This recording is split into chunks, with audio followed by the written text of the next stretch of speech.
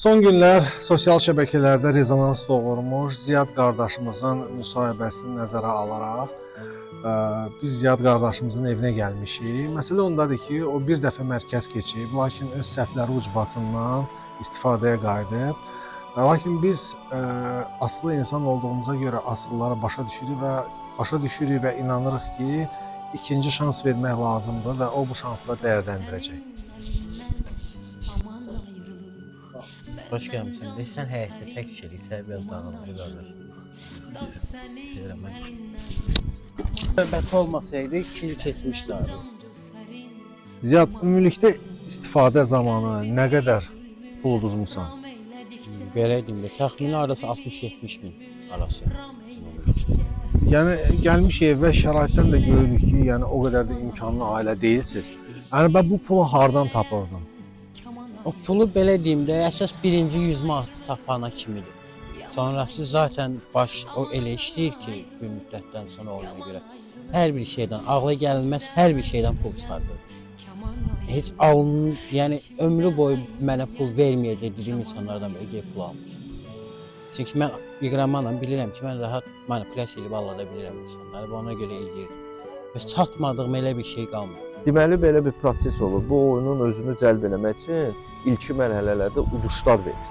Uduşlar verirsən və neçə ayın ərzində bağlılıq yaranır. Həmin o oyunlara bağlılıq yaranır. Sənin həyat tərzinə çevrilir o. Həmin həyat tərzindən təzədən yenidən çıxmaq çətin gəlir. Və hər dəfə sənə də gəlir ki, sən yeni odasın, bu aylarla, 1 ay, 2 ay, 3 ay, 4 ay, bu bəs eləyir ki, sən tam belə bir vərdişi, belə bir həyat tərzinə öyrəşəsən. Yenidən oradan çıxmaq çətin olur. Ziyad, belə bir şey də soruşmaq istəyirəm. Bu dəqiqə cəmiyyətimizdə həddən artıq çox bu qumar bataqlığında olan insan var və onların kömək istəməsi onlar üçün də çox çətin olur. Bu da kömək istəyə bilmir. Bu dəqiqə sən bu addımı atmısan, bir iqramanın qumarbazını ata biləcəyi, atması gerəkən ən önəmli addımı atmısan. Necə oldu ki, sən bu addımı atmağa qərar verdin və bu addımı atdın? Bunu da deyə, bəlkə biriləri üçün də olur. Qısacası belə deyim, mənim artıq həyatımda elə bir dönəm gəlib ki, mənim ətrafımda heç kim yox, yalnız təkəm. Çünki heç kimdə qınamıyorum, hamısını mən eləmişəm. Bütün sevdiklərim, yaxınlar, dost, tanış, ailə hamısı üz döndərir mənim əməllərimə görə və yalnızam, təkəm. Sizin canlılara yayına girənlərə inanmırdım ki, yenidən mən mərkəzə götürərlər, yenidən şeylərlər. Bir ümidliyə yazdım. Çox sağ olun ki, bugünkü gəlmişsiniz, yenə də götürürsünüz sağalma prosesinə. Hər birinizə ayrı-ayrı yenə də minnətdaram. Bu bir şey demək istəyirəm qardaşlarıma ki, bu istifadədə olanlara. Vallahi son nöqtəyə gəlib çatmaq lazım deyil də. Yəni, əgər bilirsənsə səndə nəsə bizi vermir, vaxtında kömək istəyir və ümidvi heç vaxt itirmir. Belə bir şey deyim, biz o yalnızlığı bilirik, mən də şəxsən bizlər o yalnızlığı bilirik, amma bunu deyə bilərəm ki, sən artıq bundan sonra yalnız deyilsin, biz həmişə yanındayıq.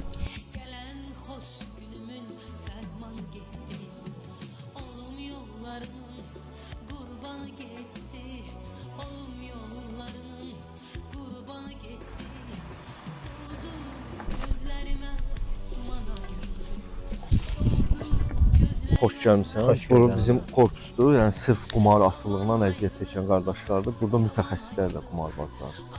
Yəni gəl əlimizdən gələn hər bir kömək. İnşallah sən də prosesi keç, proqramı, yəni gələn deyilənlərə əməl elə əsasən və ondan sonra qal bizdən sən də mütəxəssis kimi çalışa bilərsən, hər bir şərait yaradar. İnşallah. Allah razı olsun sənə.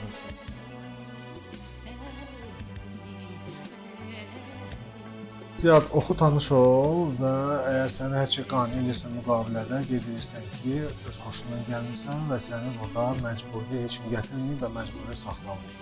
Bunu yazsan, imzalayırsan və prosesə qoşulursan.